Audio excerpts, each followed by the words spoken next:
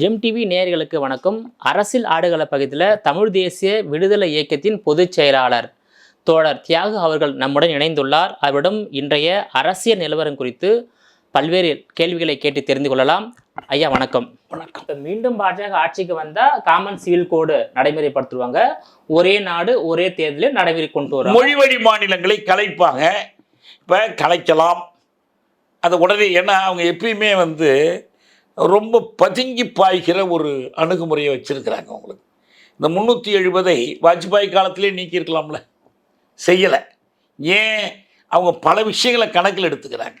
ஒரு பக்கம் தேர்தலில் வாக்கு பெறுவதற்கு அதுக்கு கூட்டணி கட்சிகளெல்லாம் வாஜ்பாய் கூட்டணி கட்சியோட ஆட்சி அப்போ எந்த திட்டமும் சட்டமும் கொண்டு வந்தாலும் எதிர்கட்சிகள் அனுமதித்தால் மட்டும்தான் அதை நடைமுறை கொண்டு வர முடியும். ஆனா இப்போ 2014 வெற்றி பெற்ற போது மோடி அவர்கள் 282, 2019 303 தனித்து ஆட்சி அமைச்சாங்க. யாருடைய தயவும் தேவையில்லை, இவங்க நினைச்ச திட்டத்தை சட்டத்தை கொண்டு வந்தாங்க. அதுதான் வாஜ்பாய்க்கும் வித்தியாசம். வாஜ்பாய் ஆட்சியிலேயே ஒன்று சவர்கர் படத்தை பார்லிமெண்ட்ல திறந்தாங்களா இல்லையா? அது என்னது? காந்தியோட சிலையும் பார்லிமெண்ட்டில் இருக்கும், கொலை செய்யறதுக்கு சதித்திட்டம் போட்ட சவர்காருக்கும் படம் இருக்கும். சவர்கர் என்ன விடுதலை போராட்ட தலைவரா, தேச தலைவரா? எதுக்கு படம் திறந்தாங்க? பாடத்திட்டங்களில் அப்பயே திருத்தம் பண்ண ஆரம்பித்தாங்க. கல்வித்துறையில் ஏற்கனவே தலையிட்டாங்க. என்ன பெரும்பான்மை வேணும், கூட்டாளிகளை இணைத்து கொள்ளணும், இந்த பகை சக்திகளை பிரித்தாளணும். வாஜ்பாயும் லால்கிஷன் அத்வானியும் ஆர்எஸ்எஸ் உறுப்பினர்களாக இருந்து கொண்டு ஜனதா கட்சியில் இருக்கக்கூடாது, இரட்டை உறுப்பினர் பதவியை எதிர்த்து தான் பெர்னாண்டஸ் பதவி விலகினார்.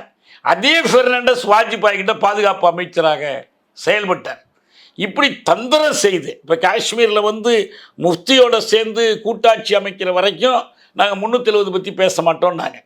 எப்போ கவிழ்த்தாங்களோ அப்போ 370 கையில் எடுத்தாங்க. திட்டமிட்டு ஒவ்வொன்றாக அவங்க நகர்த்திக்கிட்டு போகிறாங்க. அரசமைப்பு சட்டம் இருக்கும், அதே நேரத்தில் அதற்குள்ளே குடைந்து எடுத்துருவாங்க உங்களுக்கு. இப்படி பல வகையில். எனவே இவங்க வந்த உடனே மறுநாள் அரசமைப்பு சட்டத்தை ரத்து பண்ணிடுவாங்க மாநிலங்கள், அப்படிலாம் நம்ம சொல்லலை. படிப்படியாக செய்வாங்க, சந்தர்ப்பம் பார்த்து செய்வாங்க. பேர் அப்படியே இருந்து கொண்டே அதனுடைய உள்ளடக்கத்தை உருவிடுவாங்க. ஒரு உதாரணம் உங்களுக்கு நான் சொல்கிறேன் பாருங்க. நீதிமன்றத்தில் இதுவரைக்கும் நடந்திருக்கிற செயல்கள், பல சட்டங்கள், விவாதங்கள், காஷ்மீர் பற்றி நடந்த வழக்குகள், இதெல்லாம் வச்சு பார்த்தீங்கன்னா நெருக்கடி நிலை காலத்தை விட மோசம். இந்திரா காந்தி நெருக்கடி நிலையை அறிவித்து விட்டு என்னென்ன செய்தார்களோ இவங்க நெருக்கடி நிலையை அறிவிக்காமலே இதெல்லாம் செஞ்சுருக்கிறாங்க. அப்போ அன்டிக்ளேர்டு எமர்ஜென்சி, அறிவிக்கப்படாத நெருக்கடி நிலை தான் இப்போ மோடி ஆட்சி 10 ஆண்டு காலமும். எனவே இந்த அறிவிக்கப்படாமலே பல காரியத்தை செய்யக்கூடிய சாமர்த்தியம் அவங்கள்ட்ட இருக்குது. அதுக்கு தான் நான் சொல்ல வரேன். ஒன்று சொன்னாங்கன்னா உடனே செய்ய மாட்டாங்க, ஆனால் செய்வாங்கன்னு நீங்கள் எதிர்பார்த்துக்கிட்டே இருக்கணும். இஸ்லாமியர்களை குடியுரிமையற்றவர்கள் ஆக்கணும்னு ஒரு திட்டம் நெடுங்காலம் சரியான சந்தர்ப்பம் பார்த்து அதை கொண்டுட்டு வந்தாங்க. இப்போ பாருங்கள், தேர்தல் நெருங்குகிற நேரத்தில் மக்களுக்கிடையில் மத உணர்வுகளை மூட்டி அதன் மூலம் பெரும்பான்மையத்தின் ஆதரவை பெற வேண்டும் என்பதற்காகத்தான் இந்த சிஏஏவை செயல்படுத்த தொடங்குறோன்னு அறிவிக்கிறாங்க. எவ்வளோ பொறுப்பில்லாத அறிவிப்பு உங்களுக்கு! இது மாதிரி நிறைய காரியங்களை அவங்க பண்ணுறாங்க. இப்போ ஒரு காங்கிரஸ் தேர்தல் அறிக்கை வெளியிடுது. நீங்கள் தேர்தல் அறிக்கையில் இது சரியில்லை, அது சரியில்லை அவன் சொல்கிறாங்க. இது என்ன, இது முஸ்லீம் லீக் தேர்தல் அறிக்கை மாதிரி இருக்கு. காங்கிரஸ் கவர்மெண்ட் சிறுபான்மைக்கு ஆதரவான கட்சி ஆட்சி, பாஜக இந்து மக்களுக்கு ஆதரவான கட்சி. இது எப்படி மக்களுக்கு சொல்றது செய்தி? இதுதான் சார். காங்கிரஸ் இந்துக்களுக்கு எதிராக இருக்குது, முஸ்லீம்களுக்கு தான் அது கட்சின்னு சொல்றதுக்கு நீங்க அதை சொன்னீங்கன்னா தேர்தல் கமிஷன்ல போய் புகார் கொடுப்பாங்க, மதத்தை சொல்லி ஓட்டு கேட்கிறாருப்பாங்க. இது என்ன காங்கிரஸ் தேர்தல் அறிக்கை முஸ்லீம்? அதை விட மோசம் என்ன தெரியுங்களா? அஸ்ஸாம் முதலமைச்சர் சொல்றாரு, காங்கிரஸ் பாகிஸ்தான்ல தேர்தலில் போட்டி போட போல இருக்கு. பாகிஸ்தான் தேர்தலுக்கான அறிக்கையை இந்தியாவில் வெளியிடுறாங்கன்னு சொல்றாங்க. எப்படியெல்லாம் மதத்தை இவங்க அப்பட்டமாக பயன்படுத்துகிறாங்கிறதுக்கு சான்று. அதுதான் நம்ம இது ரொம்ப ஆபத்தான ஆட்சி. காங்கிரஸ் அரசாங்கம் இந்தியாவை 55 ஆண்டுகளுக்கு மேலாக ஆண்ட அரசாங்கம். ஆனால் இன்னைக்கு 10 ஆண்டுகளாக இந்தியாவில் காங்கிரஸ் அரசாங்கம் இல்லை, எதிர்கட்சியாக இருக்குங்க. அதே போல் பல்வேறு மாநிலங்களில் காங்கிரஸ் அரசாங்கம் படிப்படியாக ஆட்சி இழந்து தற்போது 3 மாநிலங்களில் தான் காங்கிரஸ் அரசாங்கமே இருக்கின்றது. ஸோ அந்த அளவுக்கு காங்கிரஸ் அரசாங்கத்தின் மீது மக்களுக்கு ஒரு அதிருப்தி இருக்கத்தான் செய்கிறது, மாற்று கருத்து கிடையாது சார். ஏன்னா அந்த வகையில் நடைபெறும் நாடாளுமன்ற தேர்தலில் காங்கிரஸ் தலைமையிலான இந்தியா கூட்டணி ஆட்சி அமைக்க வாய்ப்பு இருக்கா?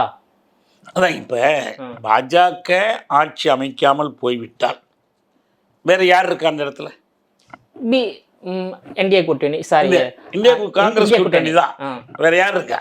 அவங்க தானே இருக்காங்க. சார் பாஜக இல்லைன்னா காங்கிரஸ், காங்கிரஸ் இல்லைன்னா பாஜக.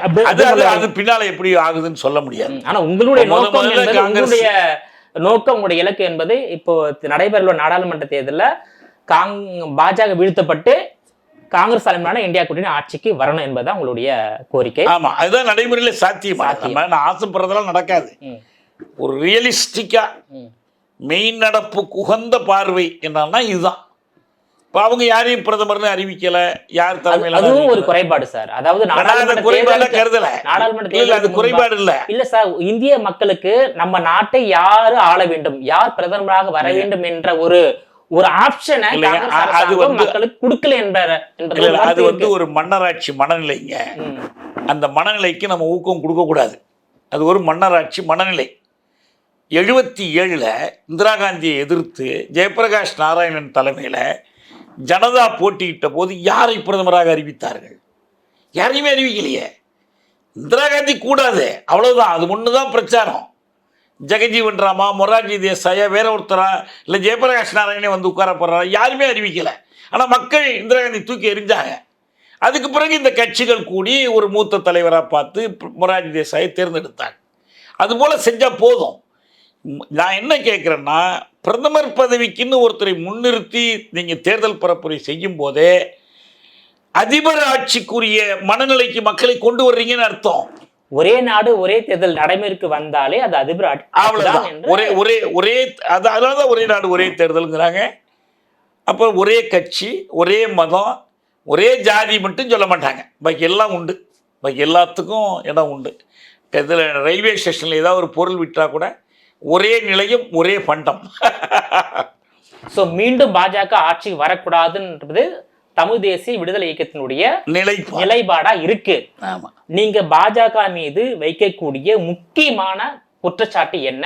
நீங்க மக்களுக்கு சொல்லக்கூடிய கருத்து என்ன சார்? எந்த அரசமைப்பு சட்டத்தையும் எந்த ஜனநாயகத்தையும் பயன்படுத்தி பாஜக ஆட்சிக்கு வந்து 10 ஆண்டுகள் நாட்டை அரசாட்சி செய்திருக்கிறதோ அந்த அரசமைப்பு சட்டத்தையும் ஜனநாயகத்தையும் குடிதோண்டி புதைக்கிற வேலையைத்தான் இதுகாரும் செய்திருக்கிறது. தொடர்ந்து இதைத்தான் செய்வோம் என்பதையும் அது மறைமுகமாக உணர்த்தி இருக்கிறது. எனவே பாஜக ஆட்சிக்கு வரக்கூடாது. காங்கிரஸ் அரசாங்கம் ஆட்சிக்கு வர வேண்டும் என்று நீங்க நினைக்கிறீங்க இல்லையா? அதுக்கான காரணம் என்ன? காங்கிரஸ் அரசாங்கம் பாஜகவுக்கு எதிராக வாக்கு கேட்டு வருகிற காரணத்தினாலும் பாஜக நடவடிக்கைகள் மீது அதிருப்தியுற்ற மக்கள் தான் இதை தேர்ந்தெடுக்க போகிறார்கள் என்பதாலும் பாஜக செய்த கேடுகளை சரி செய்யக்கூடிய வாய்ப்பு காங்கிரஸுக்கு இருக்கிறது. சரி செய்ய வேண்டிய ஒரு கட்டாயமும் அதற்கு இருக்கிறது. எனவே ஓரளவுக்கு அதையெல்லாம் சரி செய்யும் என்ற நம்பிக்கை நமக்கு இருக்கு. தமிழ் தேசிய இயக்கத்தின் சார்பாக இந்தியா கூட்டணி தலைவரோடும் நீங்க வைக்கக்கூடிய கோரிக்கை என்ன? என்னென்ன கோரிக்கை முன் வச்சு அறிக்கையை கொடுத்துருக்கிறோம். என்னென்ன செய்யணும் எங்களுடைய அறிக்கையை கொடுத்துருக்கோம். பீமா கோரேகான் வழக்கில் சிறையில் இருக்கிறவர்களை உடனடியாக வழக்கை திரும்ப பெற்று விடுதலை பண்ணணும். உப்பா சட்டத்தை கைவிடணும். இந்த அரசாங்கம் கொண்டு வந்திருக்கிற புதிய குற்றவியல் சட்டங்களை கைவிடணும். காஷ்மீர் தொடர்பாக செய்யப்பட்ட மாற்றங்களை கைவிடணும். இந்தியாவில் அனைத்து தேசிய மொழிகளையும் ஆட்சி மொழிகளுக்கு ஆக்குவதற்கு அரசமைப்பு சட்டத்தில் திருத்தம் கொண்டு வரணும். முதலில் வழக்காடு மொழியாக தமிழையும் தமிழ்நாட்டு இதில் பயன்படுத்தணும். சென்னை உயர்நீதிமன்றத்தை தமிழ்நாடு உயர்நீதிமன்றம் என்ற பெயர் மாற்றம் செய்யணும். இப்படி அடுக்கடுக்கான கோரிக்கைகளை நாங்கள் கொடுத்துருக்கோம். யார்கிட்ட கொடுத்துருக்கீங்க சார்? மக்கள்கிட்ட. ஏன்னா மக்கள் தானே ஓட்டு போட போறோம். ஆமா, மக்கள் இந்த கோரிக்கைகளை அவங்கள்ட்ட வைக்கணும். மக்கள்கிட்ட கொடுத்துருக்கீங்க. ஆனா நீங்க இந்தியா கூட்டணி வேட்பாளருக்கு ஆதரவா இருக்கீங்க. இந்தியா கூட்டணி தலைவரோட சந்திச்சு கோரிக்கை கொடுத்துருக்கீங்களா? இல்லை, அது அவசியம் இல்லை. ஏன்னா நம்ம அவங்கள்ட்ட அந்த அளவுக்கு நம்ம நம்பிக்கை வச்செல்லாம் கொடுக்க வேண்டியில்லை. மக்கள் என்ன கோரிக்கைகளின் அடிப்படையில் இவர்களுக்கு வாக்களிக்கிறார்களோ அதை கேட்டு அடுத்து அவர்கள் போராடுவார்கள். அந்த போராட்டங்களை நம்ம களத்துக்கு போகிறோம். வேட்பாளர்களுக்கு நம்ம ஆதரவு கொடுக்கும்போது நம்ம அறிக்கையை தான் கொடுக்குறோம். அந்த கட்சி தலைவர்களுக்கெல்லாம் கொடுக்குறோம். இதில் அதிகாரபூர்வமாக போய் உட்கார்ந்து பேச்சுவார்த்தை நடத்தணும்னு சொன்னால், அல்ல இதை ஒரு நிபந்தனை ஆக்கணும்னு சொன்னால் அதற்கான வலிமை நம்மகிட்ட இல்லை. நம்மை மதித்து அப்படியெல்லாம் அவங்க இந்த நிபந்தனைகளை ஏற்றெல்லாம் பேச மாட்டாங்க. நமக்கு அழுத்தம் கொடுக்க வேணாம், மக்கள் அழுத்தம் கொடுக்கட்டும். தமிழ்நாட்டில் உள்ள அரசியல் கட்சிகள் உங்க கொள்கைக்கு ஆதரவான கட்சிகள் எதுன்னு சொல்லுவீங்க? இல்லை, நம்ம இந்த நிலைப்பாடு எடுத்ததற்கு பிறகு இந்த பல்வேறு அமைப்புகள் நம்மோட பல போராட்டங்களில் இணைந்து நிற்கிற அமைப்புகளை அணுகி பேசணும். இப்போ நாங்கள் இயக்கம் ஒரு பக்கம், ஒரு சிவில் சமூக அமைப்பாக தமிழ்நாடு பொது மேடை 2024ன்னு நீதியரசர் ஹரி பரந்தாமனை ஒருங்கிணைப்பாளரை வச்சு தொடங்கணும். அதன் சார்பில் நானே பல தலைவர்களை சந்தித்து பேசினேன். உதாரணமாக தமிமுன் அன்சாரியினுடைய மனிதநேய ஜனநாயக கட்சி, அவங்கள்ட்ட நான் தான் போய் பேசினேன். அவர் அந்த கருத்தை ஏற்றுக்கொண்டு தனக்கு ஒரு சீட்டு கூட இல்லாட்டியும் பரவாயில்ல, நாம் இந்த பிஜேபியை தோற்கடிக்க இந்தியா கூட்டணி ஆதரிப்போன்னு முடிவெடுத்தார். திமுக அவரை அழைத்து அவர்கிட்ட பேசினாங்க. நம்ம கோரிக்கைகள் நிபந்தனைகள் எல்லாமே அவருக்கு தெரியும். எஸ்டிபிஐட்ட பேசணும். அவங்க ஏற்கனவே அதிமுக கூட்டணி முடிவு பண்ணிட்டதுனால அவங்களால ஒன்றும் மாற்றிக்க முடியல. ஆனால் வேறு இடங்களில் அவங்க இந்தியா கூட்டணி ஆதரிக்கிறாங்க. ஆனால் இங்கே மட்டும் அவங்க அந்த முடிவு எடுத்துட்டாங்க. வெல்ஃபேர் பார்ட்டிக்கிட்ட நம்ம கொடுத்தோம். வெல்ஃபேர் பார்ட்டி இந்த நிலைப்பாட்டை எடுத்துட்டாங்க, முடிவாகவே எடுத்திருக்கிறாங்க. இந்தியா கூட்டணி தான் அவங்க 2 விதமான மனநிலையில் இருந்தாங்க. நம்ம பேசணும், தப்பு, அதிமுகவை நம்பியெல்லாம் இதில் போக முடியாதுன்னு. அப்புறம் ஏற்றுக்கொண்டு அவங்களும் வந்துட்டாங்க. இந்த மற்றவங்களுக்கு தெரியும், நிறைய தனிப்பட்ட அறிஞர்கள், பேராசிரியர்கள், மற்றவர்களே நம்ம அணிதிரட்டி இருக்கிறோம். எல்லா இடத்துக்கும் நம்ம பயணம் செய்து இந்த கருத்தை பரப்பிக்கிட்டு இருக்கிறோம். அதன் மூலம் எவ்வளோ பேர் மாறலாம். இப்போ இந்தியா லெவலில் நீங்கள் ஆதரிக்கக்கூடிய கூட்டணி காங்கிரஸ் தலைமையிலான இந்தியா கூட்டணி ஆதரிக்கிறீங்க. தமிழ்நாட்டில் 4 முனை போட்டி நிலவுகிறது. முன்னே போதும் இல்லாத வகையில் ஒன்று ஆளுங்கட்சியான திமுக தலைமையிலான பலம் வாய்ந்த ஒரு கூட்டணி, அடுத்து மத்தியில் ஆளக்கூடிய பாஜக தலைமையிலான ஒரு கூட்டணி, எதிர்கட்சியான அதிமுக தலைமை ஒரு கூட்டணி, நாம் தமிழர் கட்சி தனித்தே களங்காண்டாங்க. இந்த 4 முனை போட்டியில் தமிழ்நாட்டில் எந்த கூட்டணி ஆதரிக்கிறீங்க? நம்ம இந்த போட்டியை இருமுனை போட்டியாக பார்க்குறோம். இருமுனை போட்டியா? தமிழக மக்களுக்கும் பாஜகவுக்குமான போட்டி. இந்த இருமுனை போட்டியில் மக்கள் பக்கம் நின்று பாஜகவை தடுத்து நிறுத்துகிற கடமையை நிறைவேற்றுகிற அந்த வலிமையோடு இருக்கிற கூட்டணி இந்தியா கூட்டணி தான், திமுக கூட்டணி தான். எடப்பாடி பழனிசாமியை பொறுத்த வரைக்கும் இந்த 10 ஆண்டுகளில் மோடி ஆட்சி நிறைவேற்றிய அனைத்து மோசமான சட்டங்களுக்கும் நாடாளுமன்றத்திலும் வெளியிலும் துணை நின்ற கட்சி அவருடைய கட்சி. இப்போ அவங்க வெளியேறி வருவதற்கு வந்த காரணங்கள் என்பவை இந்த கொள்கை சார்ந்த காரணங்களே அல்ல. நிறைய நமக்கு நினைவு இருக்குது. இந்த குடியுரிமை திருத்தச் சட்டத்தால் யாராவது இந்த நாட்டில் ஒரே ஒரு முஸ்லீம் பாதிக்கப்பட்டுதான் எனக்கு சொல்லுங்கள், கொண்டு வந்து காட்டுங்கலாம் சவால் விட்டு பேசினார். எல்லாத்தை விட வேளாண் சட்டங்கள், நாடு முழுவதும் இருக்கிற உழவர்களை பாதிக்கக்கூடிய சட்டங்கள், அந்த உழவர் சட்டங்கள் எல்லாம் மக்களுக்கு நன்மை பயக்கும், அதனால் எந்த கெடுதலும் வராது என்று தான் அவர் பேசினார்.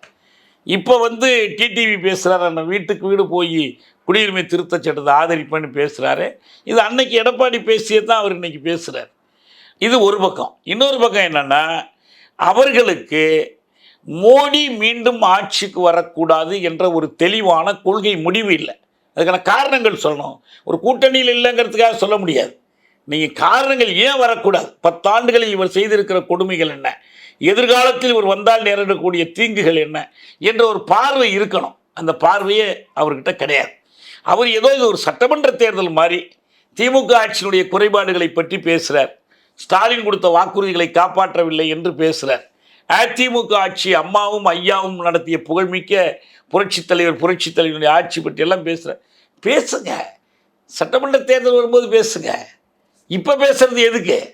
கவனத்தை திசை திருப்பறதுக்கு. மோடி மீது இருக்கிற கவனத்தை மோடி வினா என்ற அந்த மைய வினாவை விட்டு வேறு வினாக்களின் பக்கம் நீங்கள் திருப்பிட்டு போகிறதுக்கு. நீங்கள் சொல்கிற குற்றாய்வுகள் சில சரியாக இருக்கலாம், சரியாக இல்லாமல் போகலாம். எங்களுக்கும் அதே போன்ற குற்றாய்வுகள் இருக்கலாம். ஆனால் அதற்குரிய நேரம் இது அல்ல. இது ஒரு விஷயம். அடுத்தபடி சீமானை பொறுத்த வரைக்கும் அவர் நிற்கிறார். என்ன நோக்கம் அவருக்கு? ஒவ்வொரு தேர்தலையும் தனித்து நிற்கிறார். இந்த தனித்து நிற்பது என்பதே ஒரு லட்சியமா? தனித்து நிற்பதனால என்ன நடக்கும்?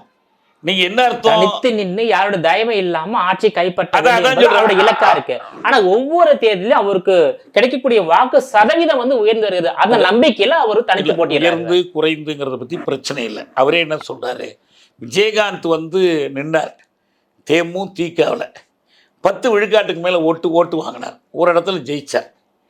அடுத்து அவரால் இப்படி தாக்கு பிடிச்சி நிற்க முடியல. மூப்பனார் தலைமையில் தமிழ் மாநில காங்கிரஸ் அமைச்சு அவங்க தனித்து நின்று கொஞ்சம் ஜெயித்தாங்க. ஆனால் தொடர்ந்து நிற்க முடியல.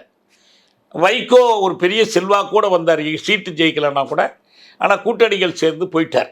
நான் அப்படியெல்லாம் இல்லை. ஆக என்ன அர்த்தம்? தேர்தலில் வெற்றி பெறுவது என்றால் முதலமைச்சர் பதவியை அடைவது. முதலமைச்சர் பதவியை அடைவதற்கு பொருத்தமான யுக்தியை அவர்கள்லாம் கையாளலை, நான் கையாளுறேங்கிறேன். நீங்கள் முதலமைச்சர் ஆகணுமா வேண்டாமாங்கிறது எங்களுக்கு கவலையே இல்லையே. முதலமைச்சர் என்பது ஒரு கேவலமான இழிவான பதவி இல்லை. ஸ்டாலின் உட்கார்ந்தாலும், காமராஜர் உட்கார்ந்தாலும், சீமான் உட்கார்ந்தாலும் இந்தியாவுக்கு ஏஜென்ட் வேலை பார்க்குற பதவி இல்லை. அந்த பதவிக்கு ஆசைப்படுறத போய் இதுக்காக ஒரு கட்சியாக நடத்தணும். அப்போ நீங்கள் வந்து ஒரு திறமையாக நான் ஒரு கம்பெனி நடத்திக்கிட்டு இருக்கிறேன், அதில் ஒரு கொள்கை ரீதியான அணுகுமுறையே இல்லையே. ஒரு மாநில அரசை கைப்பற்றுறதும் நீங்கள் என்ன செய்வீங்க? நான் வந்தால் பச்சை மட்டையை உரிப்பேன், நான் வந்தால் கதவை திறந்து விட்டுருவேன், நான் இந்த பதவியில் இருந்தேன்னா அவனுக்கு துணிச்சல் வருமா சிங்களவனுக்கு தாக்குறது? என்ன இதெல்லாம்? சட்டப்படி என்ன செய்ய முடியும்னு கேள்வி சொல்லுங்கள். இந்திய அரசமைப்பு சட்டத்துக்குள்ளே தானே தேர்தல் நிற்கிறீங்க. சட்டம் ஒரு முதலமைச்சருக்கு என்ன அதிகாரத்தை கொடுத்துருக்கலன்னு மக்களுக்கு சொல்லணும்ல. அப்புறம் கேட்டால் பிரதமர் பதவிக்கு நான் தான் வேட்பாளர் இருக்கிறாரு. பிரதமர் பதவிக்கு யார் உங்கள் வேட்பாளர்? நான் தான் வேட்பாளர். அது எப்படி? அது நீங்கள் எம்பிக்கே நிற்கலை, எப்படி பிரதமர் பதவி வேட்பாளர் ஆவீங்க? எப்படி பெரும்பான்மையாகும்? சும்மா ஒரு கேலி கூத்தாக இருக்குது அவர் செய்வது ஒரு வினைத்திற்பமான ஒரு அரசியல் அல்ல. அதில் தமிழ் தேசியம் இல்லை, ஒன்றும் இல்லை. தமிழ் 50,000 ஆண்டு பழமையான மொழி என்ன கதை விட்டாச்சுன்னா, உலகத்தில் 50,000 வருஷத்துக்கு முன்னால் மொழியே கிடையாது. தமிழ் மட்டும் இல்லை, எந்த மொழியும் கிடையாது. 10,000 ஆண்டு சொல்லலாம் அதிகம் போனால். இன்றைக்கி நிரூபிக்கப்பட்ட உண்மைகள் என்னன்னா, சீன மொழியும் தமிழ் மொழியும் உலகில் தொன்மையான மொழிகள். 4,000 ஆண்டுகள் அவங்க சீனா கிளைம் பண்ணுறாங்க. நம்ம 4,700 ஆண்டு கீழடி சொல்கிறோம். எவ்வளோ நாள் பின்னால் போங்க, 5,000க்கு மேலே இல்லை. இன்றைக்கி இன்னமும் 50,000 ஆண்டுங்கிறீங்க, அப்புறம் லட்சக்கணக்கான ஆண்டு, கோடி ஆண்டு, என்ன வாய்க்கு வந்தபடி உளறிக்கிட்டு இதுவா மேடையில் அரசியல்? நீங்கள் பேச வேண்டியது மோடி ஆட்சியை ஏன் தேர்ந்தெடுக்கக்கூடாதுன்னு பேசுங்க. மோடி ஆட்சியை தேர்ந்தெடுக்காமல் உங்களுக்கு வாக்களித்தால் மோடி ஆட்சிக்கு வர விடாமல் தடுக்க போகிறீர்களான்னு அதை சொல்லுங்க. அதை விட்டுட்டு வேறு என்னென்னமோ பேசிட்டு இருக்கிறீங்களே. ஒன்றும் அதிமுக வந்து மோடி ஆட்சியை ஆதரிக்க வேண்டும், இல்லை என்றால் காங்கிரஸ் அரசாங்கத்தை ஆதரிக்க, ஏதாவது ஒரு கட்சி, தேசிய கட்சியுடைய ஆட்சியை ஆதரிக்க வேண்டும். ஏன்னா அவங்களே விட அதிமுக ஒரு 10 இடத்த 15 இடத்த ஜெயிச்சாங்கனாக்கா அவங்களுடைய தயவு வந்து இந்தியா கூட்டணி ஆட்சி அமைந்தால் தேவைப்படும், இல்லை பாஜக கூட்டணி ஆட்சி அமைந்தால் தேவைப்படும். அதனால ஒன்றும் ஆதரித்து பேசணும், இல்லை எதிர்த்து பேசணும். அவங்க நடுநிலையை வகிக்கிறாங்க. அதுதானே சார் உண்மை?